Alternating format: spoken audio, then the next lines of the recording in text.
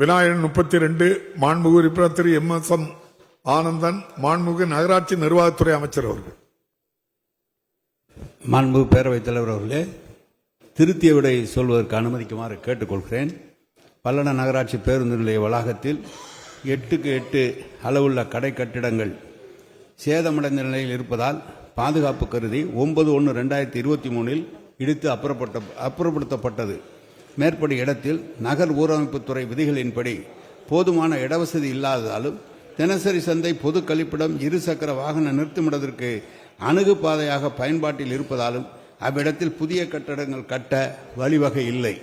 இருப்பினும் பேருந்து நிலையம் மற்றும் எம்ஜிஆர் ரோடு வணிக வளாகத்தில் பல்லடம் நகராட்சிக்கு சொந்தமான 10x16 அளவுள்ள 9 கடைகள் நகராட்சியால் நிர்ணயிக்கப்பட்ட வாடகைக்கு ஏலம் கோரப்படாமல் உள்ளதால் தாட்கோ கேட்டுக்கொண்டதற்கெனங்க 4 கடைகளை ஆயுதிராவிட வகுப்பினருக்கும் மீதமுள்ள 5 கடைகளை பொது பிரிவினருக்கும் ஒதுக்கீடு செய்து பொது ஏலம் மூலம் ஒப்படைக்க நடவடிக்கை எடுக்கப்பட்டு வருகிறது என்பதை தெரிவித்துக் கொள்கிறேன். மாண்புமிகு உறுப்பினர் ஆனந்தன். மாண்புமிகு பேரவைத் தலைவர்களே, பல்லடம் நகராட்சி பேருந்து நிலையம் கோயம்புத்தூரிலிருந்து திருச்சி, தஞ்சாவூர் போன்ற கிழக்கு மாவட்டங்களும், மதுரை, திருநெல்வேலி, தூத்துக்குடி போன்ற தென் மாவட்டங்களுக்கும் செல்லக்கூடிய தேசிய நெடுஞ்சாலையில் அமைந்துள்ள ஒரு பஸ் நிலையம். தினமும் 100க்கும் மேற்பட்ட பேருந்துகளும் பல்லாயிரக்கணக்கான பயணிகளும் வந்து செல்லக்கூடிய இந்த பேருந்து நிலையம், அதற்கு வசதியாக பேருந்து நிலையத்திற்குள் அமைக்கப்பட்ட தாட்கோ மூலமாக கட்டப்பட்ட கடைகள் பழுதடைந்த நிலையில 9/1/2003 இடிக்கப்பட்டது.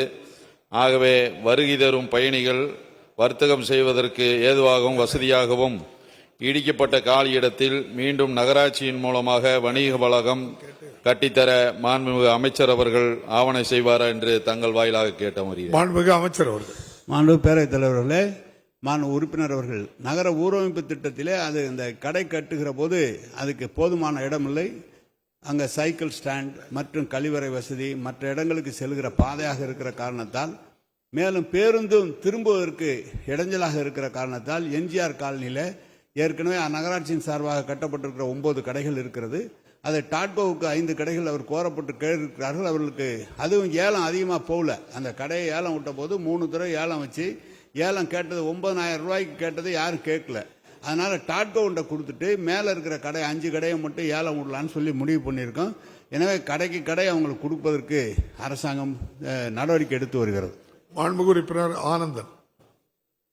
மாண்புமிகு பேரவைத் தலைவர் அவர்களே, மேலும் பல்லடம் நகராட்சி ஒரு வளர்ந்து வரும் நகராட்சி, தொழில் நகரம் நிறைந்த பகுதி. ஆகவே அங்கே உள்ள 18 வார்டுகளில் உள்ளுக்குள்ளே இருக்கக்கூடிய அனைத்து சாலைகளும் முழுமையாக பழுதடைந்த நிலையில் உள்ளது. பல்லடம் நகரத்தில் போக்குவரத்து நெரிசல் அதிகமாக உள்ள காரணத்தினால் மாண்புமிகு அமைச்சர் அவர்கள் பல்லடம் நகராட்சிக்கு என்று ஒரு சிறப்பு நிதியை ஒதுக்கி அனைத்து பழுதடைந்த சாலைகளும் புதுப்பித்து மேம்படுத்தி தருமாறு தங்கள் வாயிலாக கேட்டுக்கொள்கின்றேன். மாண்புமிகு அமைச்சர் அவர்கள். மாண்புமிகு பேரவைத் தலைவர்களே, கடந்த ஆண்டு சாலைகளுக்காக நிதி ஒதுக்கப்பட்டது. மழைநீர் வடிகால் கட்டப்படவில்லை. இந்த ஆண்டு மழைநீர் வடிகாலோடு சாலையை கட்டுவதற்காக கூடுதலாக மாண்புமிகு முதலமைச்சர் அவர்கள் கிட்டத்தட்ட 950 கோடி ரூபாய் நகராட்சிக்கென்றும் பேரூராட்சிக்கென்றும் மாநகராட்சிக்கென்றும் ஒதுக்கி தந்திருக்கிறார்கள். எனவே உறுப்பினர்கள் சொன்னதை கருத்திலே கொண்டு மிகவும் பழுதடைந்த சாலைகளை உடனடியாக எடுத்து செய்வதற்கு அனைத்து நடவடிக்கைகளும் எடுக்கப்படும் என்பதை தெரிவித்துக் கொள்கிறேன். மாண்புமிகு உறுப்பினர்